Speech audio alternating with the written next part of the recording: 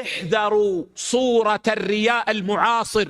بعض الناس والعياذ بالله اليوم حتى يكذب، رأيناهم في الحج وفي المسجد الحرام، وهنا يأتي يقول خذ الهاتف صورني، وممكن يبكي. كذاب، ما يدعو أصلا، فقط يريد أن ينشرها، يضعها حالة، يرسلها، يصورها ويضعها في المجلس ويضع تحتها سبحة. وبعض الناس يأمر أخاه أن يصوره وهو يصلي بالفيديو ولا صورة. يا إخوة، المؤمن عبادته عنده أشد من بنته، يحرص على إخفائها، على سترها ما استطاع، ولو استطاع أن يسترها عن الناس أجمعين لفعل. يريد الإخلاص، يبتعد عن الرياء. يا إخوة، يكفيكم أن الله يراكم ويسمعكم، لا تشتغلوا بهذا التصوير، لا تصوروا عباداتكم، احرصوا على الإخلاص.